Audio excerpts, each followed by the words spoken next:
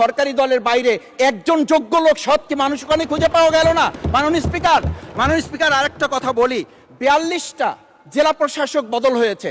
মাননীয় স্পিকার এই পাশ থেকে প্রায় কথা বলি যে এখানে বলা হয়েছে যে মানে আমরা সবাই মিলে বাংলাদেশ, বাংলাদেশ যখন বলি সবাই মিলে দেখি টেবিল চাপড়িয়ে আমরা এই মহান জাতীয় সংসদকে খুবই সরগরম করে ফেলি।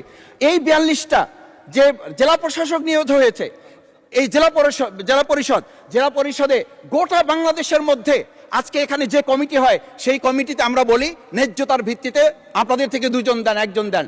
মাননীয় স্পিকার, খুবই বিনয়ের সাথে জিজ্ঞেস করি, আমরা কি সেই নতুন বাংলাদেশের দিকে যেতে পেরেছি যেই বাংলাদেশে এই 42 জন জেলা পরিষদের একজন জেলা পরিষদকে আমরা কাউকে খুঁজে বের করতে ওখানে ন্যায্যতার ভিত্তিতে দিতে পারলাম না? মাননীয় স্পিকার, আমরা আমাদের অন্তর্বর্তীকালীন সময়ে যখন 1-2 জায়গায় এরকম প্রশাসক নিয়োগ হয়েছে আমরা বললাম এটা সংবিধান লঙ্ঘন এবং এটা গণতন্ত্রের সাথে সাংঘর্ষিক।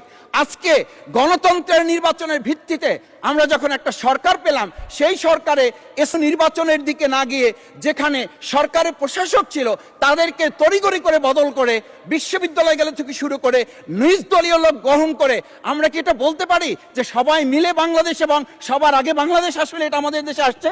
আমরা বলতে পারি না বিধায়ী আজকে জুলাই সনদ বাস্তবায়ন এবং তার ভিত্তিতে আমাদেরকে এখানে শপথ গ্রহণ করানো হয়েছে। আমাদের এই ট্রেজারি বেঞ্চ থেকে আমাদেরকে বলা হয় এটাই নাকি অবৈধ হয়েছে।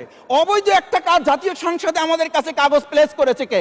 যারা প্লেস করেছে তাহলে তাদেরকে তো আগে আইনের আওতায় নিয়ে আসা উচিত। এই অবৈধ কাজে আমাদেরকে কারা সহযোগিতা করেছেন?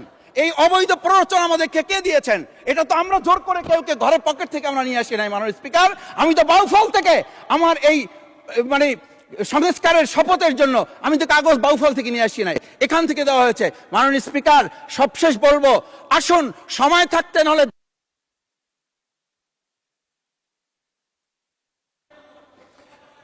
ধন্যবাদ মাননীয় সদস্য।